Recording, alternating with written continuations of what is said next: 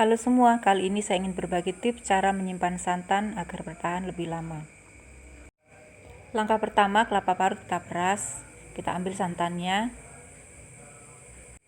Airnya sedikit-sedikit aja dulu ya, jangan terlalu banyak kasih air ke kelapa parutnya. Karena kita mau ambil santan kanilnya aja, jadi airnya nggak usah banyak-banyak, secukupnya aja. Oke, lakukan sampai selesai ya. Nah, ini adalah air santan yang kita dapatkan dari perasan kelapa tadi.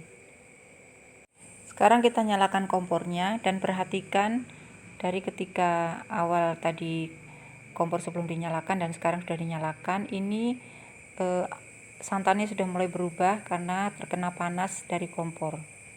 Kita tidak akan menunggu sampai airnya mendidih, tetapi hanya sampai airnya berbunyi, kalau bahasa Jawanya itu kemerengseng.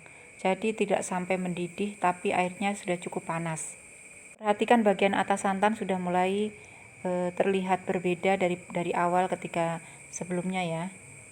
Ada gelembung-gelembung. Nah, ini menandakan bahwa santannya sudah mulai panas dan sudah berpisah dari air dengan santan kanilnya. Kita harus standby di depan kompor, jangan kemana-mana supaya santannya tidak pecah. Nah, ini sudah selesai ya. Saya sudah matikan kompornya. Sekarang kita mulai pisahkan santan kanilnya dengan air biasa yang ada di bawah santan.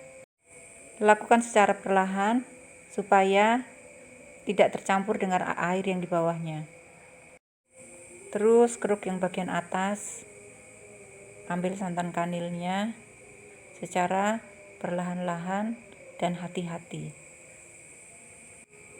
Untuk tahap ini kita harus melakukannya dengan sangat sabar, karena kita hanya akan mengambil santan kanilnya, jadi lakukan dengan hati-hati.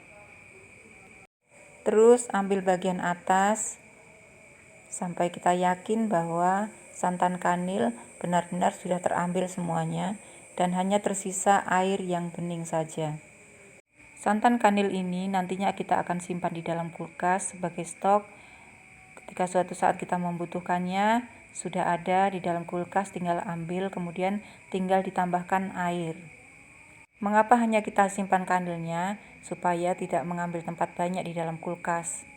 Dan ini akan awet ketika kita simpan di dalam freezer. Bagi mereka yang tidak menyukai santan instan, ini adalah cara yang tepat untuk menyimpan supaya suatu saat kita membutuhkan santan, masakan yang bersantan, kita tinggal ambil karena kita sudah punya stoknya di dalam kulkas. Kadang kita merasa segan untuk memasak masakan yang berbahan santan ya, karena persiapannya cukup ribet. Sebagai alternatif, kadang-kadang kita menggunakan santan instan. Tapi menurut saya kalau kita menggunakan santan instan itu hasilnya atau rasanya itu akan berbeda kalau dibandingkan kalau kita menggunakan santan asli. Ya, ini prosesnya sudah mulai selesai dan ini jadinya ya. Sebegitu banyaknya tadi satu panci tinggal segini aja ya. Tapi ini santan kanil yang siap untuk disimpan di dalam kulkas untuk kemudian kita bisa gunakan sewaktu-waktu. Dan ini sisa airnya sangat bening karena semua santan kanilnya sudah terambil. Kemudian kita simpan di dalam freezer untuk kemudian kita gunakan kapanpun kita mau. Oke, sampai jumpa dan terima kasih.